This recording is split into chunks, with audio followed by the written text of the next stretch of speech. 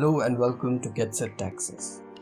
The deadline of 31st March applies to many things, and with the new financial year looming over us, here are a few suggestions for you to make a smooth transition into it.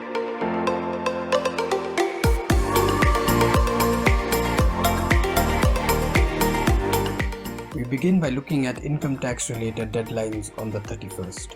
If you are salaried and were employed with more than one employer in the current financial year, you need to furnish details of your salaries from the previous employers in Form 12B to your current employer immediately, so as to ensure proper tax deductions on your aggregate salary earning is made. In case you fail to do so, you might have huge tax and interest to pay. This happens because the employers may have given the benefit of initial exemption as well as various deductions, resulting into a lower than payable tax on aggregate basis. There are certain exemptions which are available to employees on expenses actually incurred.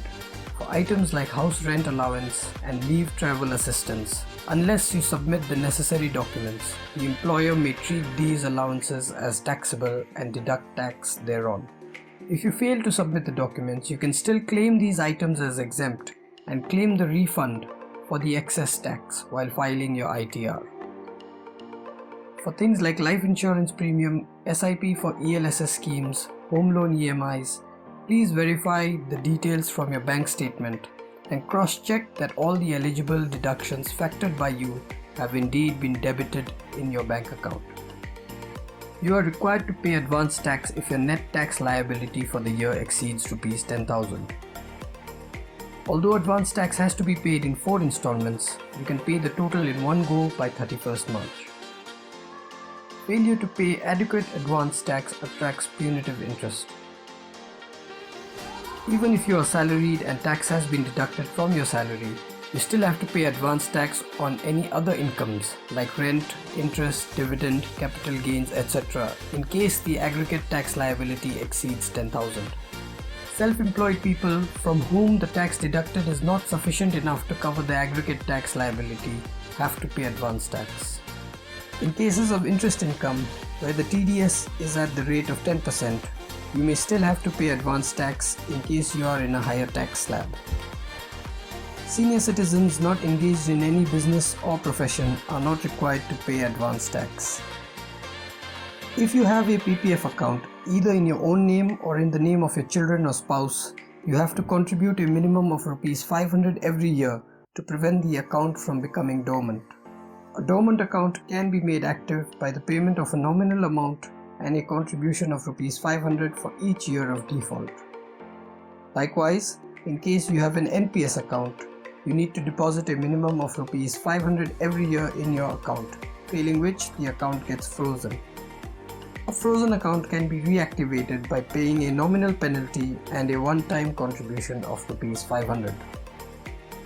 Long-term capital gains on listed equity shares and equity-oriented schemes are fully exempt up to Rs 1 lakh, and the balance is taxed at 10%.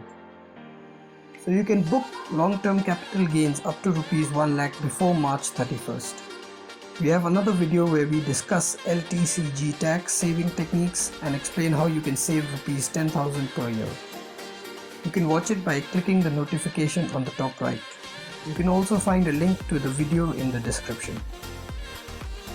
In case you have not filed your income tax return for the financial year 2019-2020, you will have the last chance to file it by 31st March. This will, however, attract a penalty. Now we will look at the deadlines related to GST.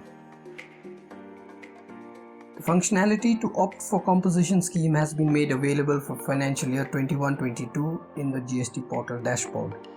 Eligible taxpayers who wish to avail the composition scheme may opt in on or before March 31st. The window to opt in or out of the QRMP scheme for the first quarter of financial year 21-22 is also open on the GST portal. Every registered exporter who wants to export or supply to SEZs without IGST will have to apply for a renewal of the letter of undertaking for the next financial year 21-22 in order to continue making exports without the payment of IGST.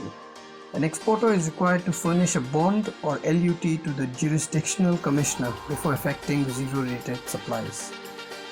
The due date to furnish annual returns to be filed by taxpayers in Form GSTR 9 and 9C for financial year 1920 is 31st March. For GST refund of financial year 18-19, the last date is the 31st of March. You can do it by applying for RFD 01 on the GST portal. Finally, we have a few tips that will help you manage your business better. Many businesses accept partial or full payment in cash, much of which sometimes never reaches the bank account and consequently the books. This might look okay in the short run, but in the long run, your numbers will not reflect a true story. It is especially important if you want to raise funds via equity or debt. No one likes a business which does not bring a part of its revenue on record. The holy grail of a trusted business metric is now your GST returns. Many financiers disburse loans based on your GST returns. Your clients are eagerly waiting to see that input tax credit. In all, if you are looking at your business from a long-term scaling perspective, closing your books on an accurate and higher GST paid note always helps. You can purchase assets to claim depreciation. If any tangible or intangible fixed asset has been purchased for the purpose of business during the previous year and is put to use, depreciation will be allowed at the percentage prescribed for that kind of asset. Verify loan accounts and clean them up if necessary. If you have given or taken any temporary loans which are outstanding, try to repay or recover the same on or before 31st March. This will help in improving the balance sheet position of the ratio of assets and liabilities and debt-equity ratio. Temporary loans can be again given or taken on or after the 1st of April. Since the balance sheet will be prepared as on 31st March, try to square off the assets and liabilities which would show unfavorable positions if not squared off on or before 31st March. There is no such deadline for updating your information on the GST portal, but we recommend doing it before the 1st of April. GST registration updation may be required in some cases wherein wrong information about the taxable person under GST has to be updated, and to further ensure or accommodate any new line of business within the year. Similarly, any amendment with respect to address or constitution of business needs to be ensured to be matching with the actual scenarios. Further, core business has to be updated on the GST portal as either manufacturer or trader or service provider and others. Thank you for watching. If you need any help or advice related to income tax, GST, company formation, or any other related financial advice, please contact us. We are available on call, WhatsApp, and on most major social media platforms. This is GetSet Taxes, explaining the things you need to be doing before the close of this financial year. See you in the next video.